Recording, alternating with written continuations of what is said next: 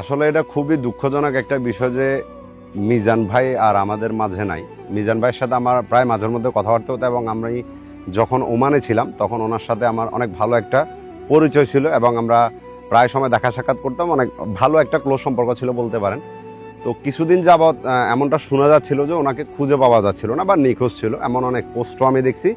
তো আমি ভাবছি যে হয়তো ফ্যামিলির সাথে থাকে না, মানুষের ঝগড়াঝাটি থাকে, হয়তো একটু নিজেকে একলা করে ফেলতেছে বা আলাদা হয়ে গেছে, এমন কিছু হতে পারে। মানুষের জীবন অনেক উপর নিচে হয়, কিন্তু এমন একটা ঘটনা আমাদের সামনে আসবে যেটা হয়তো কেউ কল্পনা পর্যন্ত করে নাই।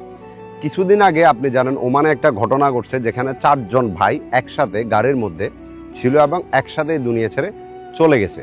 এবং পরে জানা যায় যে গাড়ির মধ্যে একটা বিষাক্ত গ্যাস লিক হয়ে তাদের এই অবস্থা হয়েছিল। এখন মিজান ভাইয়ের সাথে যেটা হয়েছে এটাও নাকি সেম ঘটনা ছিল। সেমভাবে গাড়ির মধ্যে গ্যাস লিক হয়ে উনি ওই গাড়ির মধ্যেই ওনার শেষ নিঃশ্বাসটা ত্যাগ করে। অবশ্যই এটা বলা হয়েছে যে ওমানের নিউজ থেকে যে গাড়িতে বিষাক্ত গ্যাস লিক হয়ে ওনার এই পরিস্থিতিটা হয়েছিল এবং 4 দিন পর্যন্ত ওনার লাশটা গাড়ির মধ্যেই ছিল। এবং 4 দিন পরে যখন ওনাকে ওনার যারা পরিচিত বন্ধু ছিল, ক্লোজ ফ্রেন্ড ছিল, আত্মীয় স্বজন পরিচিত সবাই যখন খুঁজতেছিল, কোথাও খুঁজে পাচ্ছিল না এবং বিভিন্ন জায়গায় সোশ্যাল মিডিয়ায় নিউজ করতেছিল, তো একটা সময় গিয়ে ওনাকে খুঁজে পাওয়া যায় যে উনি গাড়ির মধ্যে অর্ধগলিত লাশ ওনার উদ্ধার করা হয়। আমি জানি না যে এটা সত্য কতটুকু এবং মিথ্যা কতটুকু, এটা আমরা কেউই জানি না। অবশ্য আমরা শুধু এতটুকু শুনতে পারি বা জানতে পারি যেটা নিউজ করা হয় এবং যেটা বলা হয়।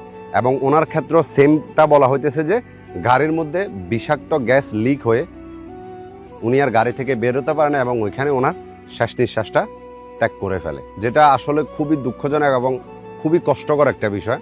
ওমানে আমারও ছোট ভাই বলেন, আমার মামারা বলেন, আমার আত্মীয় স্বজন অনেকজন আছে।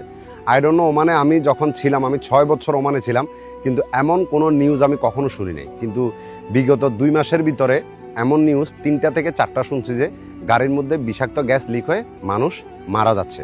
তো যারা ওমানে আছেন, যে ব্যক্তিগুলো ওমানে আছেন, আপনারা অবশ্যই নিজেরা সচেতন থাকবেন এবং অন্যকেও সচেতন রাখার চেষ্টা করবেন।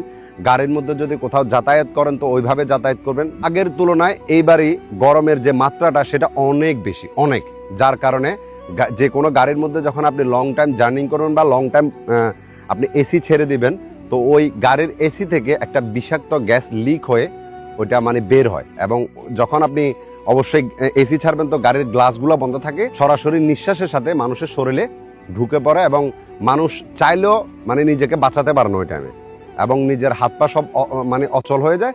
তো আপনি চেষ্টা করলেও নিজেকে বের করতে পারবেন না, ওইখানে ওই মানুষটা এই দুনিয়া ছেড়ে চলে যায়। তো যারা ওমানে আছেন অবশ্যই সচেতন থাকবেন এবং সবাইকে এই পোস্টটা বেশি বেশি করে শেয়ার করে দিবেন এবং যতটুকু পারেন গাড়ির মধ্যে জার্নি করার থেকে বিরত থাকার চেষ্টা করবেন যতদিন পর্যন্ত গরমটা আছে, যতটুকু পারেন।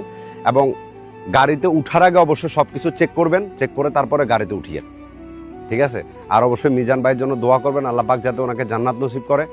যেটা হয়েছে এটা আসলে খুবই মর্মান্তিক একটা ঘটনা হয়েছে। এটার জন্য আসলে যারাই ওনার পরিচিত বন্ধুবান্ধব ছিল তারা কেউই এটার জন্য প্রস্তুত ছিল না।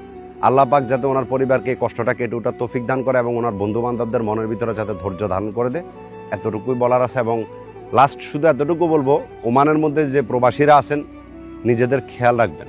একটা কথা মনে রাখিয়েন যে আপনার উপরে আপনার একটা পুরো পরিবার ডিপেন্ডেন্ট হয়ে থাকে।